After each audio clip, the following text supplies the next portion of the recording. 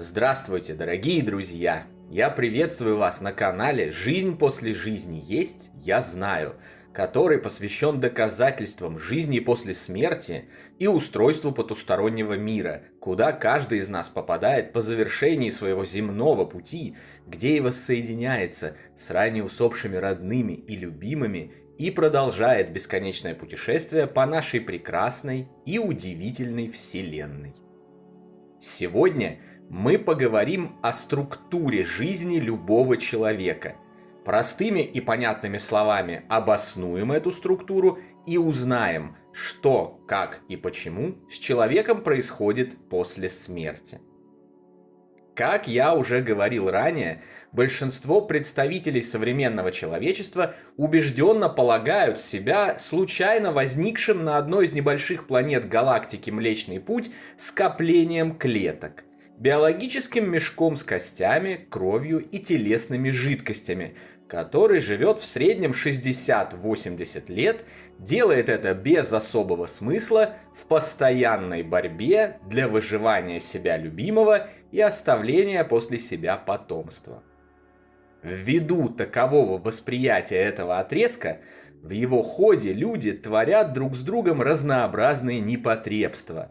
Врут друг другу, распускают руки, воруют, насилуют, ненавидят, убивают, уничтожают природу, животных и растительность, населяющих этот мир, и в целом ведут себя как несмышленые дети, вообще не заглядывающие в завтрашний день и яростно исповедующие принцип «после нас хоть потоп».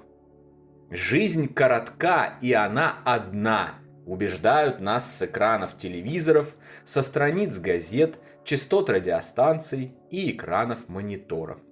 Жизнь одна, так зачем париться, когда можно забить на все и пойти по головам ради достижения ничего не значимых удовольствий, существующих в этом мире: денег, машин, квартир, домов, шмоток и вон той прекрасной длинноногой блондинки. Тем временем истинное положение дел другое.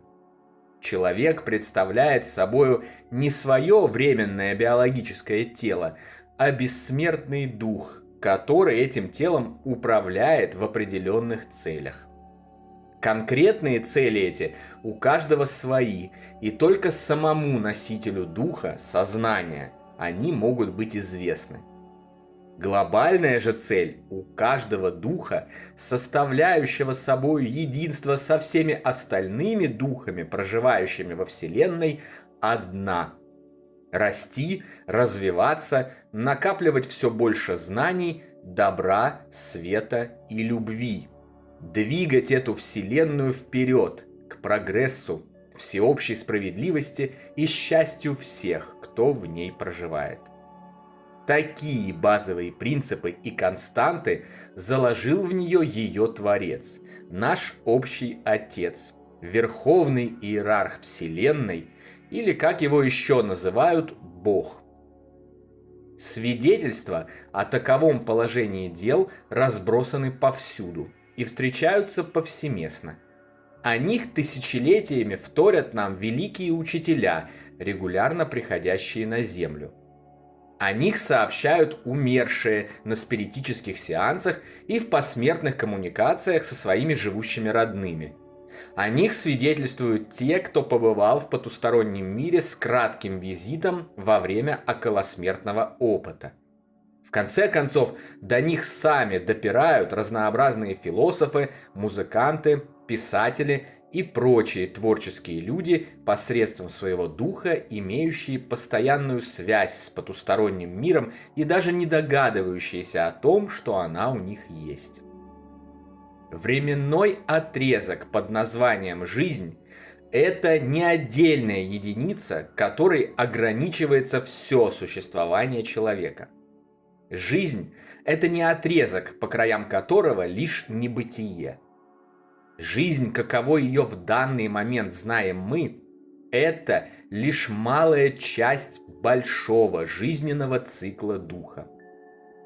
Из обобщенного массива данных о жизни после смерти и устройстве потустороннего мира, ссылки на которые мы предоставили вам в нашей книге «Жизнь после жизни есть, я знаю. Путешествие скептиков в потусторонний мир» и в нашем телеграм-канале, усматривается, что жизнь воплощенного человека на планете Земля – это начальный этап такого цикла.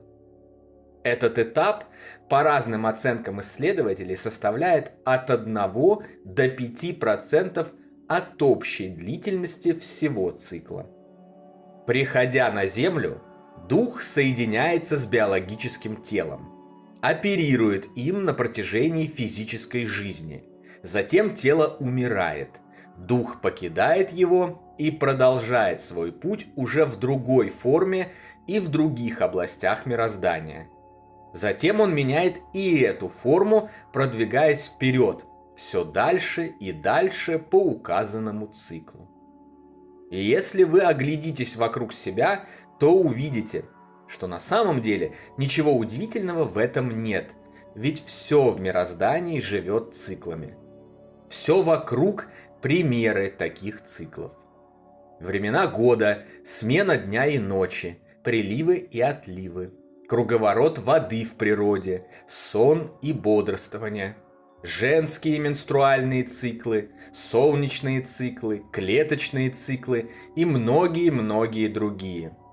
Даже хорошо знакомое вам сердце вашего же нынешнего тела живет циклами. Даже дышите вы, в прямом смысле слова, обеспечивая себе продолжение жизни, циклом. Очевидно, что циклическим образом должно строиться и все остальное наше существование. И именно так оно и строится. Как неотъемлемая часть Вселенной, мы живем и работаем по ее законам. Закон циклического существования не является исключением. Пытливый зритель и слушатель скажет, что жизнь и смерть сами собой представляют пример цикла. И будет абсолютно прав. Однако, это пример цикла, входящего в состав большего цикла. Малые циклы образуют собой большие циклы. Малое образует большее, тоже, как и все во Вселенной. Приведу пример. Планеты вращаются вокруг своей оси. Это малый цикл. Но планеты еще и движутся по эллиптическим орбитам вокруг родительской звезды. Это уже больший цикл. Но и это еще не все. Ведь родительская звезда не стоит на месте. Она тоже движется вокруг центра галактики, представляя таким образом еще больший цикл, внутри которого находятся все вышеописанные малые циклы.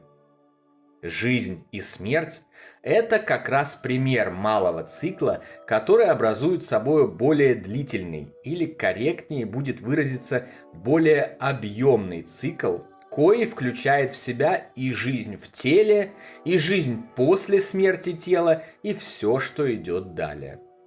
Так что все могут выдохнуть и успокоиться. С наступлением биологической смерти вы совершенно точно не умрете, а продолжите свой путь по большому жизненному циклу вашего бессмертного духа. После завершения ваших усредненных 60-80 лет на планете Земля вам предстоит пройти еще 95% этого удивительного и невероятного пути. Если же и этого вам мало, и теперь вас беспокоит, что же будет после завершения этого большого цикла, то можете выдохнуть и здесь, потому что и после него ничего не заканчивается. Во Вселенной вообще ничего никогда не заканчивается. Все в ней, каждый атом, каждая частичка, из которых все состоит, живет вечно. Поэтому, существуя циклами, никогда не заканчиваетесь и вы. По завершении предыдущего цикла обязательно начнется ваш следующий большой жизненный цикл. В следующих лекциях мы подробнее разберем каждый этап такового цикла и узнаем все подробности жизни, жизни после жизни, жизни между жизнями и обо всем, что будет дальше. Подписывайтесь, оставайтесь с нами, жмите колокольчик, чтобы не пропускать новые выпуски. Впереди очень много интересного. Ну а на сегодня это все, дорогие друзья.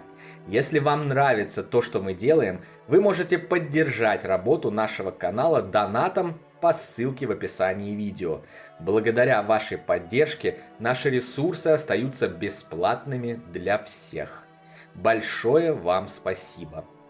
Дополнительную интересную и полезную информацию за пределами лекций, ответы на ваши вопросы о жизни после смерти в целом и по этой лекции в частности, а также познавательные статьи о потустороннем мире вы найдете в нашем телеграм-канале.